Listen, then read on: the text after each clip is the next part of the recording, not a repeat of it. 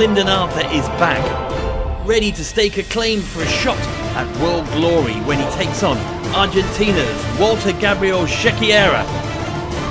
Part of a huge night of action on Saturday, September the 17th. It's live and free on Channel 5.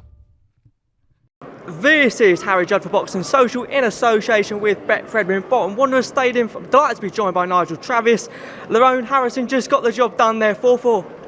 Yeah, I think it's a mature performance. He's developing, we believe, at a decent rate of knots, and he's just doing his job. So that's the development, you know.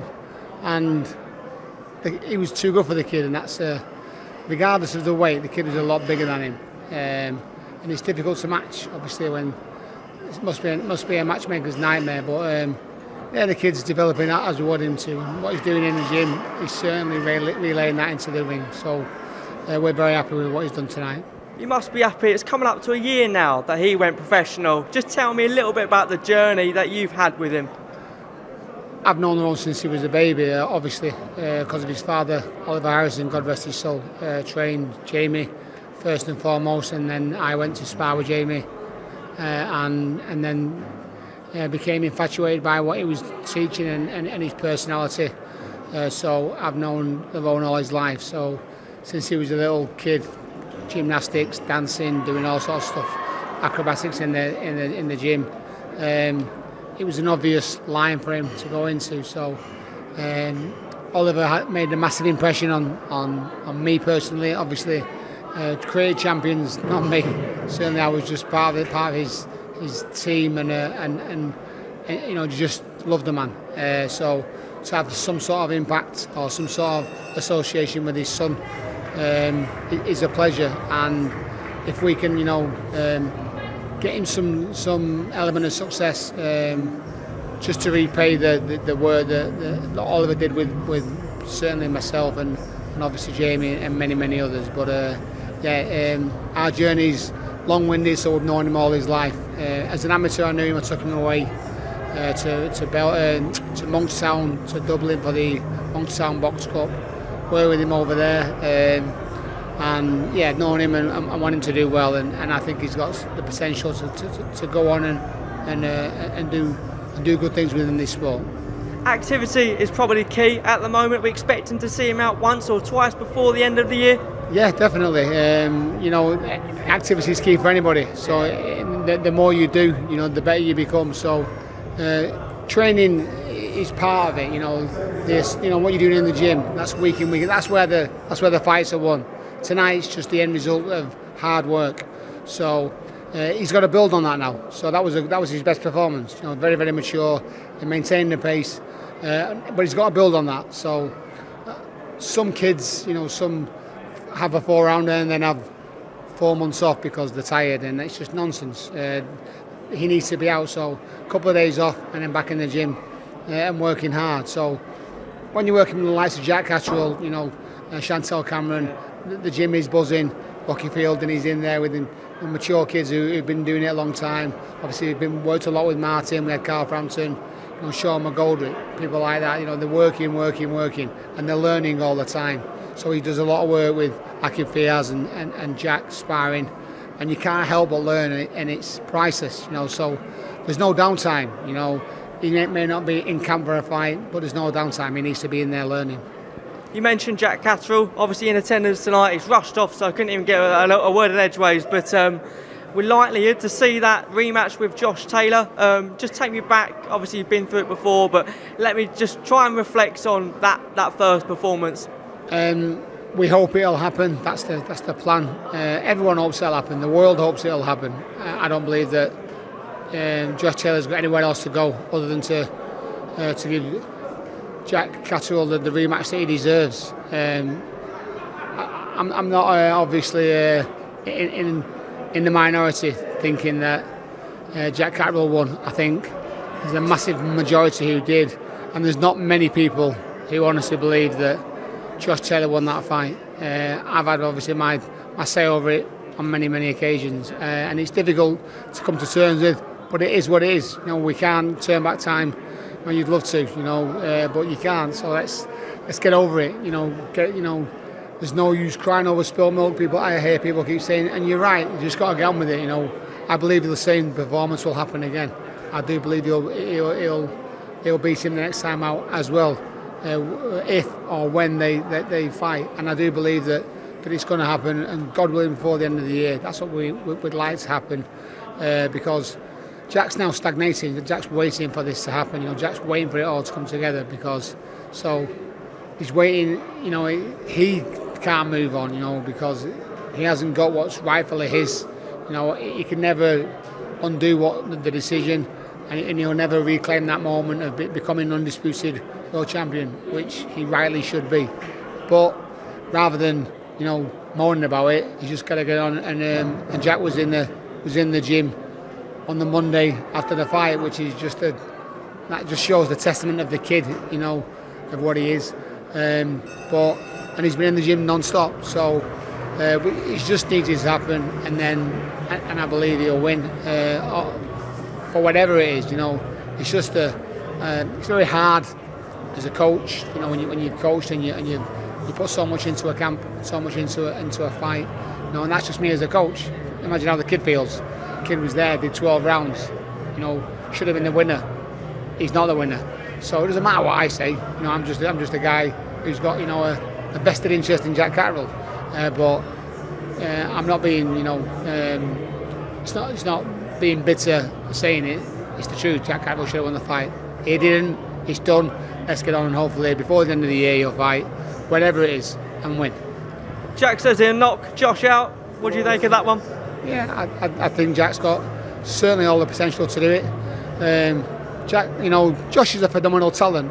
Josh is a phenomenal talent. He was a phenomenal talent before the fight, and we knew that. But we knew that Jack Caterall, what Jack Caterall had. Jack Carroll's only had a fraction of what he can, and he's never struggled with anybody. He's just done enough. And it's the same with Josh Taylor. He just did enough with Josh Taylor, but he didn't just do enough with it. He won it clearly. It wasn't close. Now I'd be generous giving Josh Taylor 4 rounds. So 8-4 was about right for me, and that's been looking favourably on Josh. But it is what it is. You've got to prepare for 12 hard rounds in any fight, regardless. So doesn't matter whether you're fighting a journeyman, whether you're fighting the best in the world, which arguably Josh Taylor was, and we believe we should have reclaimed that spot on the night up in Glasgow. But it is what it is. Whether he stops in, whether he wins, I don't give a monkeys. I'm backing my kid to win. Exciting times also for Chantel Cameron, Nigel. Yes. She's fighting for undisputed. Calivis is vacating the titles for her to fight McCaskill to fight for all the belts. It's what she's wanted for. She's been training, working hard, diligently working. In the gym again. It's very hard when you haven't got a fight. To stay focused, but they have the whole team really. Without any definite date in front of them, they're working hard. So yes, so this is the big one. She's fighting for the biggest thing. The undisputed world champion. That's what dreams are made of. Maybe it's a passage dreams because your dream is to become world champion. She's done that. Then she's unified, and then the next big thing is the undisputed. So yeah, listen, it's a great fight. McCaskill was one very, very tough girl. She's already undisputed, the weight above welterweight, and she's coming down. I think she's gone up to welterweight because of the opportunity. It's the same excuse for Chantel Cameron. Chantel Cameron's really a lightweight, but she's gone up for the opportunity to light welterweight to win a world title, which she did, unified, and now this is the big one over in Abu Dhabi in November. Yeah, it's exciting times for the gym. And we thought we would have 2 kids, last year fighting for the undisputed world champion, 2 undisputed world champions, light welterweight female, light welterweight male, and Jack Caterall. It didn't happen. We're here now. So hopefully by the end of this year we'll have 1 undisputed champion, and then we just build on that. Not only that, Jim, your amateur gym is buzzing as well. Colin Judd's brilliant, and Pat both at GB doing really well, Nigel. Yeah, I'm very proud of my amateur gym. You know, I've got a lot of support in the gym. My dad and the other coaches who help out, but they're the success of the gym. You know, you see the obvious success of the investment of hours and days and months and years of hard work from Pat. You know, from Connor. Connor's been with me since the start. You know, since he was 8 years of age. Pat been with us a couple of years, and won everything he's been put. You know, that's been put in front of him really. So he's a double ABA champion since he's been to our gym. Now with GB, still not fought for GB yet, which you know is going to be a big step for him. But he's developing very well.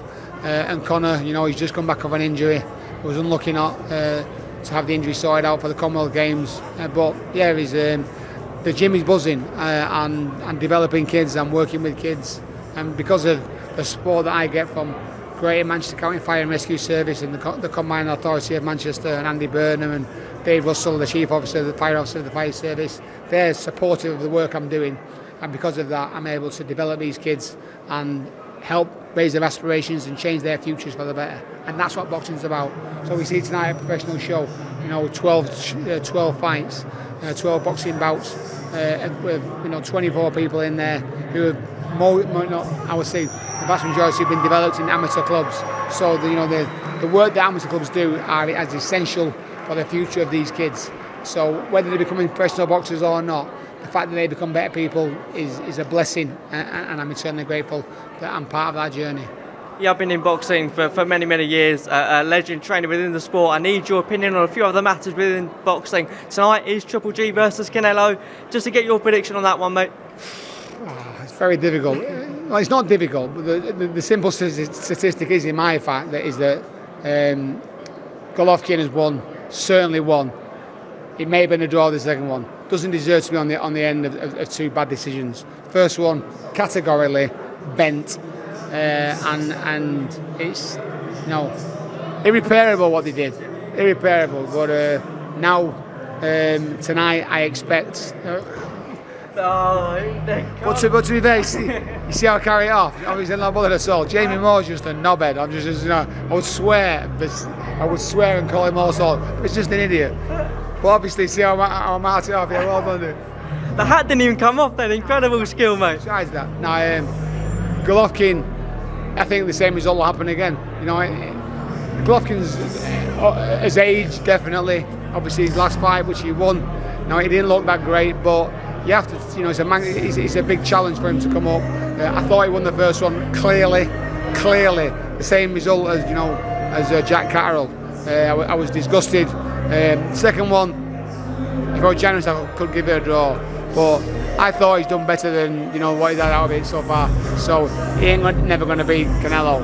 Bivol did, but one judge still tried to give it against him. So one judge still went, which was disgraceful. But listen, it's a business. It's their business, and if I'm honest with you, genuinely, hand on heart, I would love for Golovkin to get the just reward that he should have and win. But I think Canelo's obviously a little bit too hungry after coming off a loss, and I believe that he might win either by a late stoppage or points. And finally, then the contracts have been sent to Anthony Joshua again. Is it going to happen? Is it not? Just give me your opinion on that fight, mate.